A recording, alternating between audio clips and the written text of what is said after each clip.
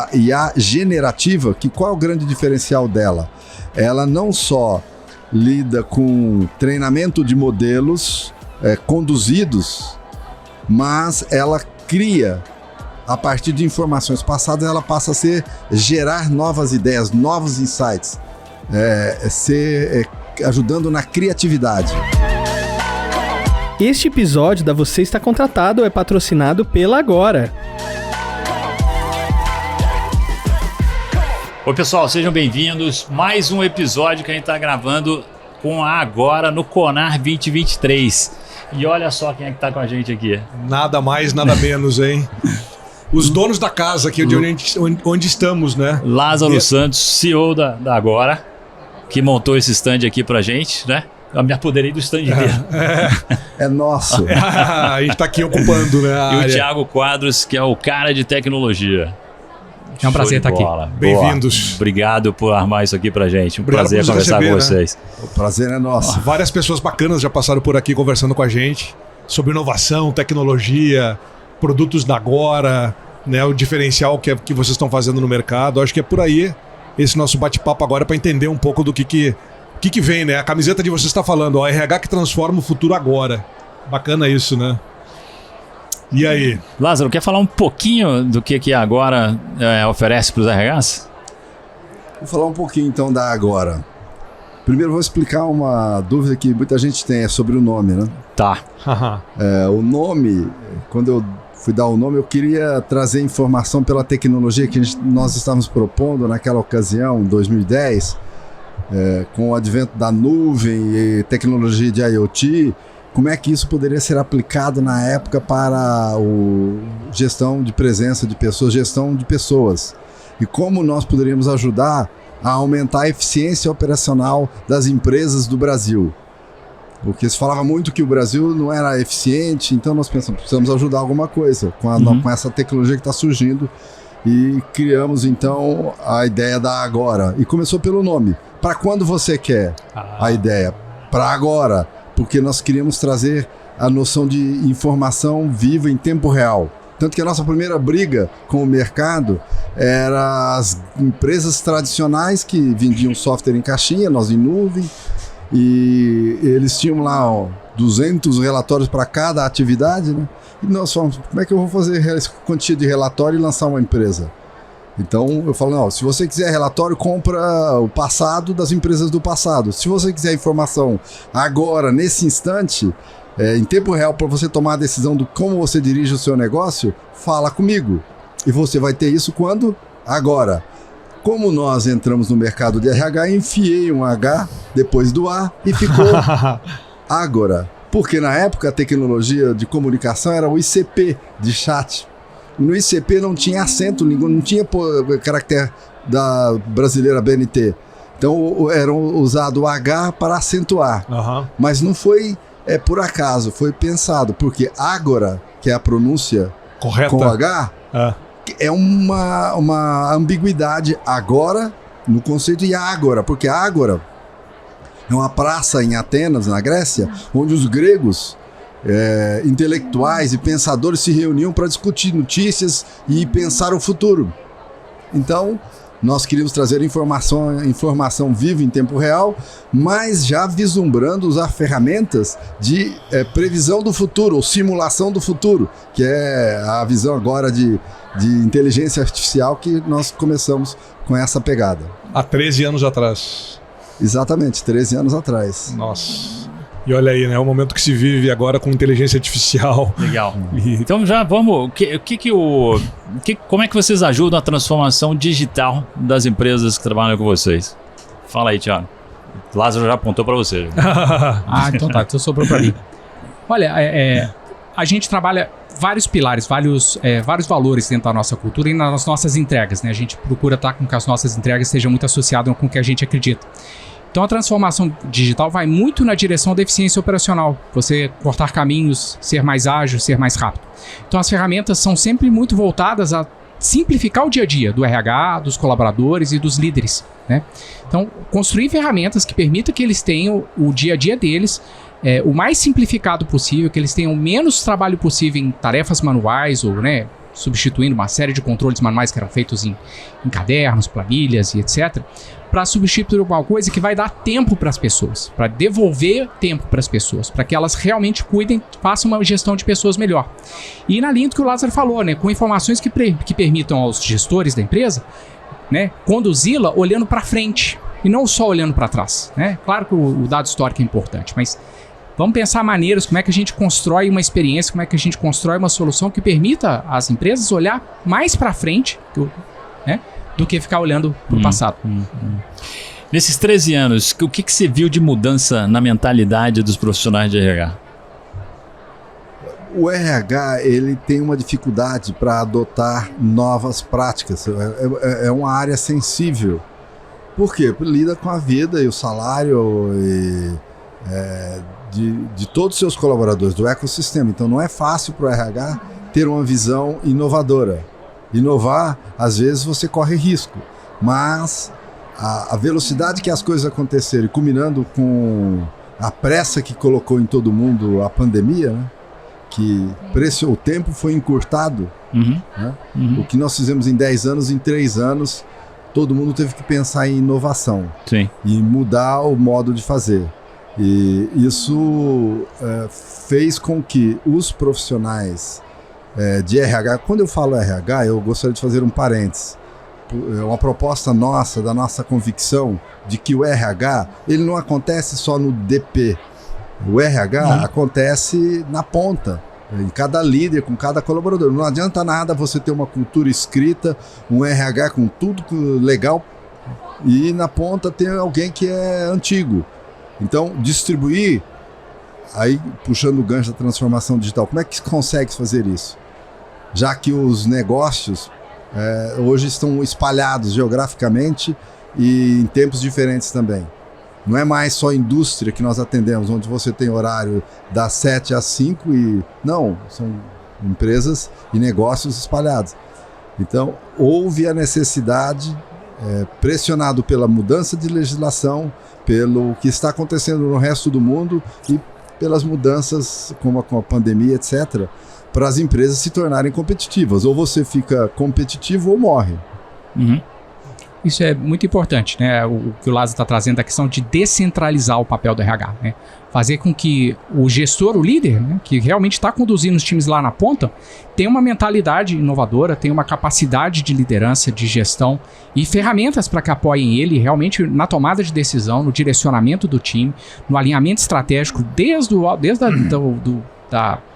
do comitê executivo até a pessoa operacional, para que todo mundo esteja caminhando, remando para o mesmo lugar. Então, essa ideia de levar o produto lá para a ponta, não só dentro do RH, né? De enxergar o RH como alguma coisa que tem um coração pulsante ali, mas ele precisa fazer com que aquele sangue chegue lá na ponta, lá nos times. Você está falando de colocar indicadores de RH na mão do gestor. Não só indicadores, cultura mas de RH. Cultura de RH. Que é a cultura da empresa. Quando nós falamos em transformação digital, é uma palavra muito bonita, mas pouco entendida. Transformação digital significa empoderar as pessoas. Para isso, ela precisa de informação e como se ter a informação do que ela precisa na hora que ela precisa. Como é que consegue isso com sistemas antigos? Não consegue, né? Não consegue. Eu pedi um relatório de 250 páginas, ou 100 linhas, é a mesma coisa, ou 20 linhas. Mas se eu tiver a informação para a pessoa certa, na hora certa que ela precisa, essa pessoa, ela se sente confiante para tomar decisão. Aí é uma pessoa empoderada. Não é eu falar, você tem poder, você tem autonomia, parabéns. Mas ele não tem informação nenhuma para ter esse poder, né? E não só a informação, mas a capacidade de tomar a decisão. E como é que se consegue isso? A transformação digital, é instrumentando as pessoas, não dá mais as ferramentas de antigamente. Uma visão que nós imaginamos que deve se mudar no RH, acho que é fundamental, a visão do RH, na minha opinião, quando todo o RH tem, primeira coisa, quase na primeira página, é o organograma, não é verdade? Já viu um RH que não tem um organograma? Onde tem... As caixinhas, né? As caixinhas de cima para baixo? Meu RH nunca teve organograma. Eu nunca tive ninguém na minha equipe mantendo um organograma atualizado. Isso é excelente. Eu achava. Mas não que a hierarquia de responsabilidade deva sumir, mas a informação de tomada de decisão é que tem que ser mudada. Porque a responsabilidade ainda é hierárquica em qualquer lugar, né? A responsabilidade, porque se houver alguma coisa, vai chamar quem é responsável. Mas a hierarquia de tomada de decisão hoje é mais uma rede neural, onde os pontos têm que tomar decisão muito rápido, como a internet. A internet destruiu o modelo cliente-servidor com nuvem, porque a tomada de decisão está em N pontos. Não tem como nos derrubar. nós, né? Os Tá nós. distribuído. Então a empresa tem que pensar em como oxigenar esses nós. E como isso? A transformação digital é aí que entra agora. Que bota a informação na mão das pessoas. Exatamente. Perfeito. A informação certa na hora certa. O que vem de novidade aí pela frente? Olha, tem muita coisa bacana vindo. Essa ideia de levar para a ponta a informação preditiva em tempo real é um desafio enorme, né? Pelo volume de dados. Porque sempre que você fala de predição, se você está acompanhando aí alguma coisa de inteligência artificial, isso entrou muito em discussão pública recentemente por causa do ChatGPT. Mas do que se alimenta a inteligência artificial? Né? Do que ela vive? Né? O que faz com que ela realmente funcione? Que uma inteligência artificial boa e uma outra inteligência artificial ruim. É a informação que você passa para ela. Ela se alimenta de dados. Então, conforme a qualidade e a diversidade de dados que você consegue apresentar, você consegue ter um modelo com mais precisão ou menos precisão, né? Então, a gente está indo muito nessa linha de construir um ecossistema onde a gente consiga captar diferentes pontos a respeito do comportamento das pessoas para poder oferecer predição. Então, a gente hoje, por exemplo, já tem disponível um modelo preditivo de attrition, né? Que é quando a pessoa vai se desligar da empresa, seja um desligamento voluntário, seja um desligamento involuntário. Então, a gente consegue dizer com um certo nível de certeza, baseado no comportamento das pessoas, como se ela está atrasando, se ela está faltando, se ela está fazendo hora extra, como é que está o humor dela no dia a dia, que a gente consegue captar isso ainda, conforme o nível de dedicação que ela dá aos estudos, e futuramente com várias outras fontes de informação, consegue dizer com que chance aquela pessoa realmente vai poder ser eventualmente desligada. Né, probabilidade. Não é exatamente probabilidade, gosto mais do termo chance, mas eu estaria discutindo semântica. E tem outras, a gente também consegue prever o futuro do banco de horas da empresa, qual vai ser, baseado no comportamento, não é simplesmente analisar uma média histórica e fazer uma regra de 3, mas você consegue, a partir do comportamento, dos desafios, de como é que as pessoas estão se comportando, dos diferentes times, como é que vai ser o banco de horas futuro da empresa. Né, e quanto que ela eventualmente vai ter que despender em cima daquilo, sabe? Além de outras metodologias relacionadas à capacidade de identificar as pessoas. Então a gente tem tecnologia muito avançada de reconhecimento facial embarcada nos nossos produtos, para poder verificar a identidade. Então isso são tudo coisas que a gente já entregou, e tem outras coisas que a gente está trabalhando ainda. Acho que o Lázaro pode complementar. Peraí que eu tenho pergunta. Opa. Na hora que você fala, Thiago, do projeção de custos de horas extras, né? Que não é uma regra de 3, né? Não é uma regra de 3 porque você está pegando contexto, né? Você está pegando outras variáveis, outras situações e a partir daquele entendimento é que você projeta. Exato. Então parece que a gente vai ter horas extras, parece ser ruim, né, também, né? Mas com determinada probabilidade, a gente vai ter horas extras neste nível. E se for indesejado, a empresa pode tomar ações e trabalhar para evitar isso. Eu gosto de usar um outro termo também. Nós podemos não só prever o futuro, como simular o futuro. Com as ferramentas de IA, deste algoritmo que nós usamos, ele, como o Thiago bem falou, ele analisa o comportamento, não só do mês, mas à medida que vai aprendendo, de todo o período. Então pode ser período de sazonalidade, e cada setor tem um período de sazonalidade. Por exemplo, o varejo tem as sazonalidades de Black Friday, de aviação tem final de ano, férias, e ao longo do ano ele vai analisando e aprendendo isso e faz uma prospecção do futuro, uma previsão do futuro, mas você pode simular o futuro também. Aí se eu tomar a decisão de contratar ou demitir ou negociar com o sindicato mais uma elasticidade do banco de horas, e assim por diante. São mais dados que você jota para dentro do modelo, né? Exatamente, é o que o Thiago comentou ali, né? Vamos falar de reconhecimento facial? Pode e aí a pergunta que o RH vai fazer é: e os vieses, né? A gente viu o documentário no Netflix, por exemplo, que casos de reconhecimento facial não reconhecer pessoas negras, porque... Aí a gente já sabe a resposta, né? Porque ele estava sendo treinado apenas por pessoas brancas. Ou não reconhecer mulheres, porque o modelo estava sendo treinado apenas por homens, né? Então, quais são alguns dilemas que você vê nisso também aí, Thiago? A gente precisa ter essa preocupação constante, né? Precisa ter essa consciência social, né? A gente serve a sociedade com os nossos produtos e serviços. Então é preciso tomar esse cuidado desde a concepção, para que a gente treine, né, os algoritmos de reconhecimento facial com pessoas de diferentes etnias, com pessoas de diferentes, com diferentes cores, diferentes raças, né, diferentes etnias, para que a gente consiga ter uma assertividade boa e não excluir ninguém, né? Hoje isso é uma preocupação não só ética, mas até de negócio, porque isso pode impactar inclusive o valor da marca, né? Conforme o segmento, né?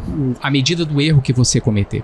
Sem então dúvida. Sim, isso é preciso. E tem vários outros cuidados também que eu acho que o mundo está se adaptando ainda à questão do reconhecimento facial, e nem todo mundo ainda sabe trabalhar isso da melhor forma possível. Então você tem que ter todo um cuidado, da mesma maneira que você tinha um cuidado, por exemplo, para recolher uma biometria, você tinha que limpar o visor, passar um álcool na frente da pessoa, secar a mão para recolher a digital, recolher de vários dedos.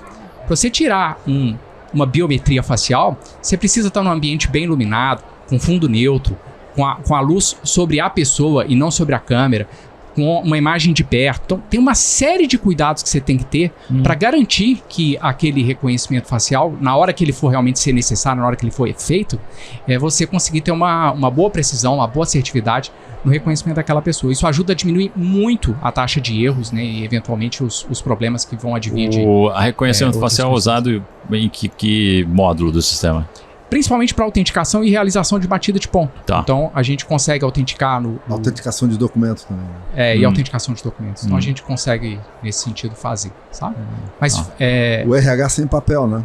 Isso. Ótimo. É o sonho. RH sem papel é uma outra época forte também, né? É um sonho que já se tornou realidade. Já está aí. Exatamente. Se existe algo mudando muito rápido hoje, é a gestão de recursos humanos. Você está pronto para essa revolução? Com a Agora, você terá mais tempo para se dedicar ao que realmente importa, as pessoas.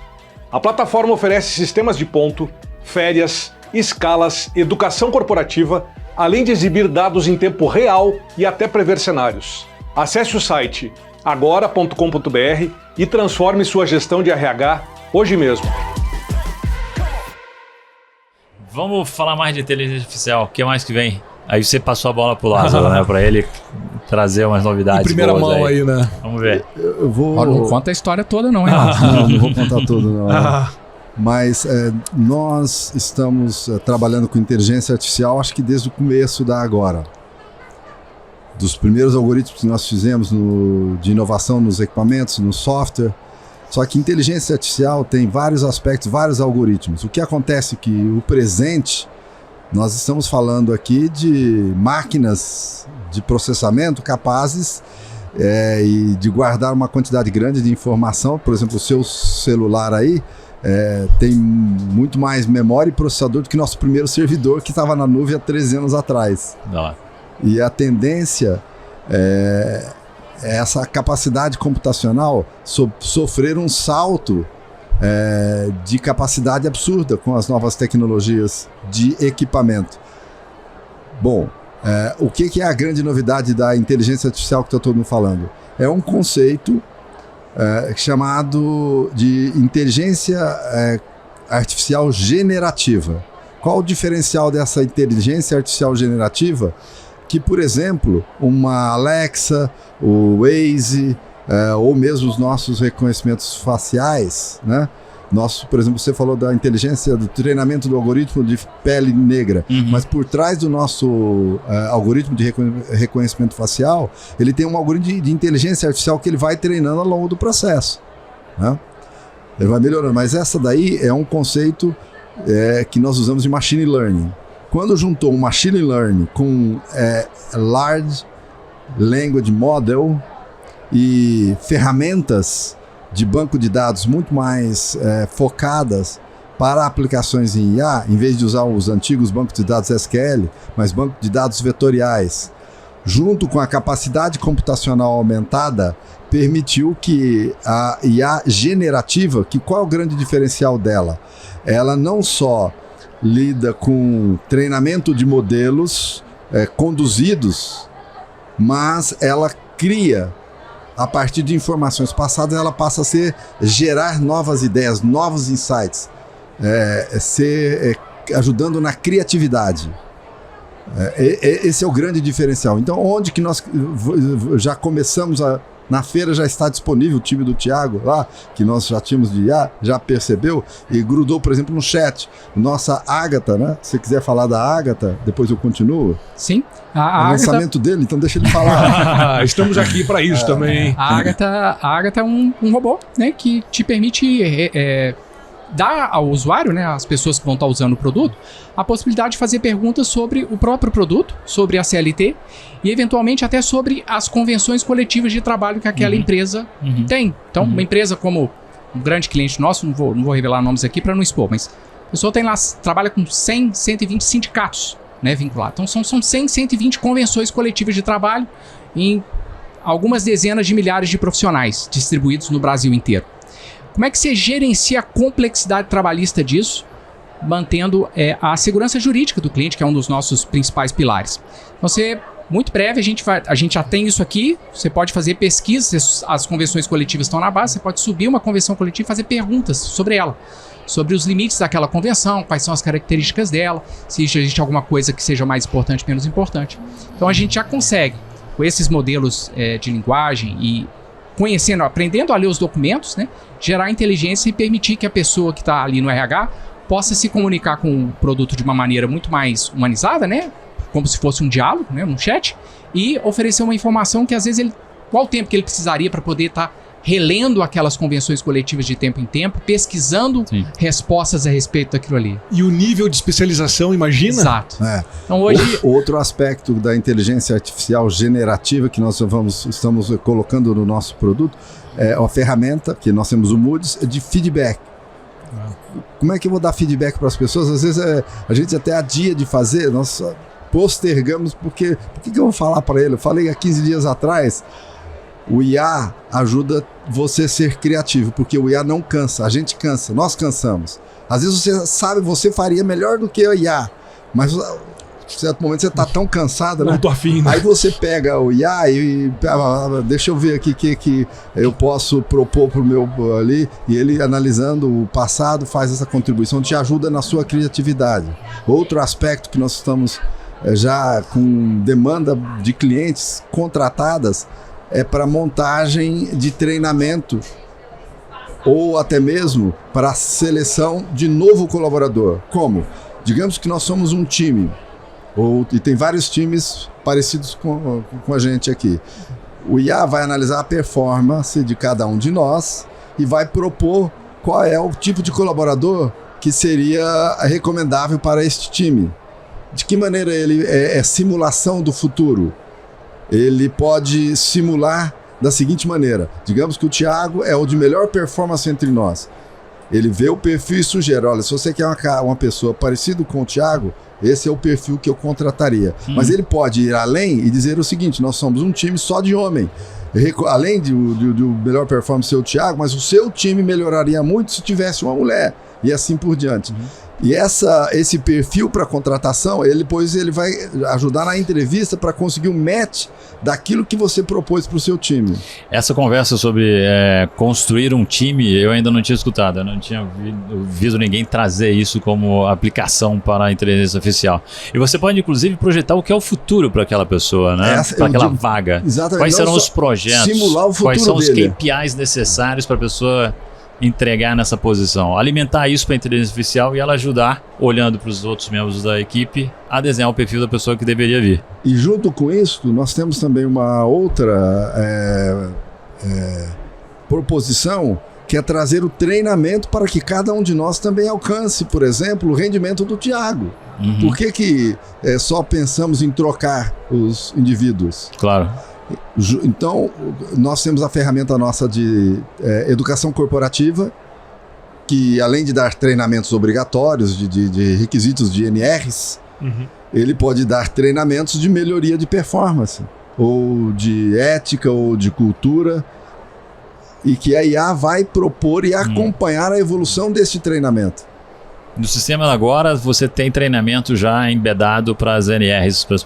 Por exemplo, né? Sim. Nós temos, e tem certos setores que só funcionam se tivesse, por exemplo, um setor altamente regulamentados como bancos, né? Os grandes clientes de bancos, clientes de indústria, de especiarias, que são muito especializadas, né? Por exemplo, a aviação. Quem faz a supervisão de um avião em solo, ou quem entra na aeronave para comandar a aeronave, tem uma série de requisitos regulatórios, e então, além de acompanhar a necessidade desses do vencimento e o horário e quando precisa ser feito esses treinamentos, propor os treinamentos também com a documentação, protegendo a empresa de eventuais riscos, né, associados a não cumprir os requisitos legais, né? Isso é outra coisa, né? Mitigação de riscos, né? Compliance, né? Compliance, é o tempo todo isso diretamente envolvido com o produto de vocês, né? Sim. Vocês estão cercando de possibilidades de erro, né? De erros futuros ou de má aplicação de determinadas coisas, usando inteligência artificial, usando tecnologia o tempo todo, né? Vocês estão municiando os tomadores de decisão de fazer a coisa mais próxima da perfeição possível, né? Então Como é que você convence um RH que ainda não está no caminho da transformação digital? Ainda não pensa em dados, não pensa muito em tecnologia? A cara do Lázaro, tipo... Essa é uma boa pergunta. Excelente pergunta, e é o nosso desafio o tempo todo, né? Na verdade, o RH tem que perceber que se ele não pegar o trem do futuro, o futuro vai passar por cima dele.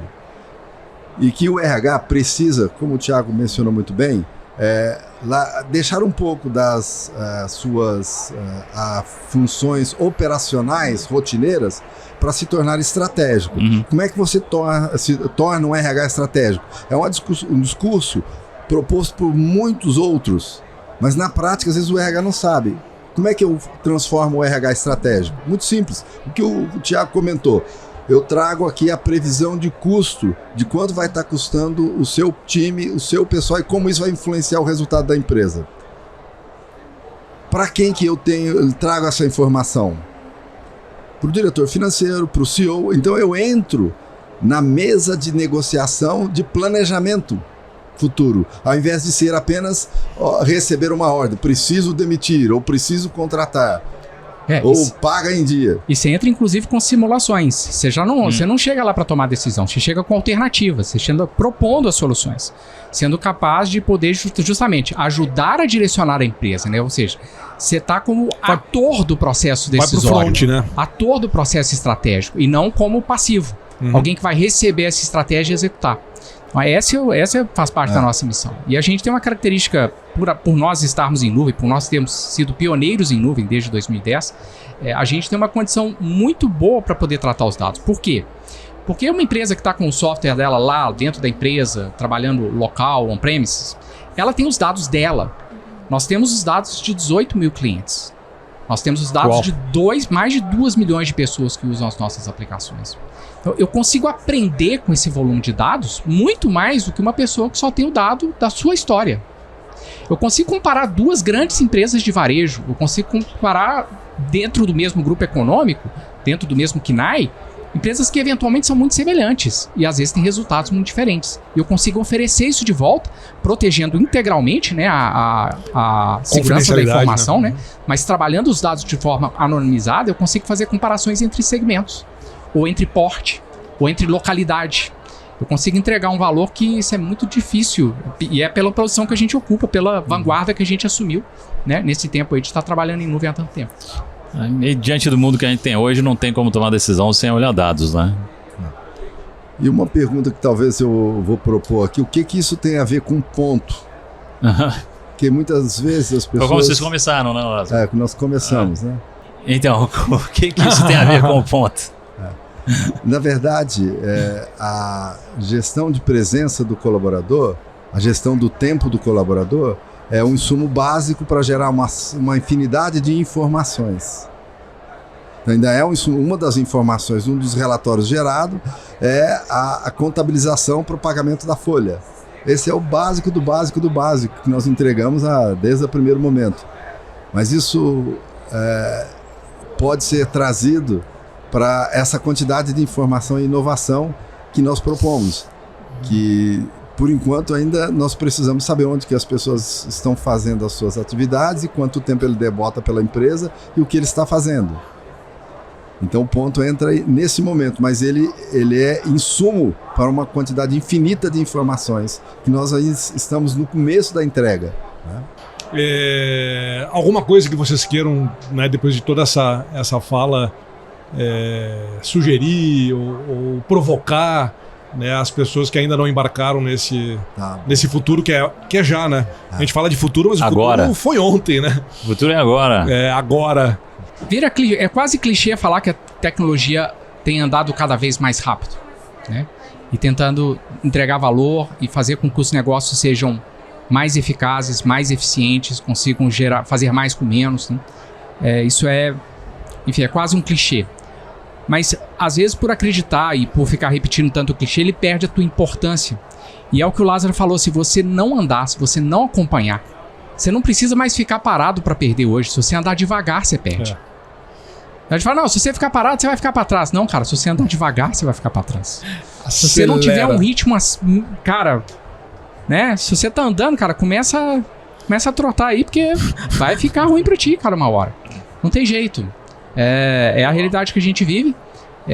E talvez um dos grandes desafios é como é que a gente faz isso, como é que a gente entrega isso, enquanto sociedade, tá? Enquanto Brasil, enquanto mundo, de uma maneira que a gente consiga gerar esse resultado sem sacrificar as pessoas. Sabe? Então, manter essas duas forças em equilíbrio, né? Fazer com que as empresas sejam mais produtivas, gerem mais negócios, ganhem mais dinheiro, produzam mais valor, devolvam mais para a sociedade, sem que a própria sociedade, que são as pessoas, né, constituída das pessoas, sofram, né, eventualmente tanto com relação a isso. A gente ainda vive num cenário, seria abrir uma outra conversa aqui, muito difícil no Brasil, né, e em outras regiões do mundo. Então, mas para os RHs, essa questão da transformação digital, se não abrir o olho, passou da hora. Lázaro? Eu vou contar um caso bem específico aqui de como nós ajudamos um RH na prática se provar estratégico. Um RH de uma grande empresa, um grande cliente nosso, grande mesmo, bem importante para o cenário brasileiro. No ano de 2021, o PDD previsto era de cerca de 6 bilhões de perdas trabalhistas. Isso afeta quanto vale a empresa na Bolsa.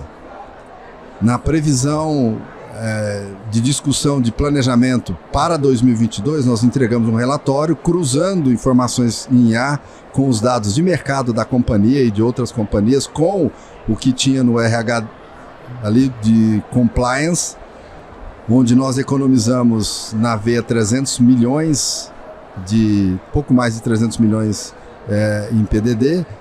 A decisão estratégica do comitê financeiro, junto com a auditoria da empresa, diminuiu pela metade o PDD para o próximo ano. Significa que o valor da empresa subiu imediatamente.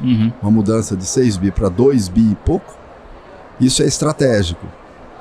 Então, que recado que eu quero deixar? Eu gostei muito dessa frase aqui, né, no copinho, que sou sua nova parceira de RH. Então, eu quero ser parceiro das empresas, porque a velocidade que as mudanças vão acontecer, você não precisa de um fornecedor. Acabou esse modelo de eu listo que eu faço um RFP e compro aquilo que eu especifiquei e faço um contrato de entrega. Não é suficiente mais. Nós precisamos de fortalecer parcerias que entreguem na velocidade que o negócio, que o mundo precisa. Né?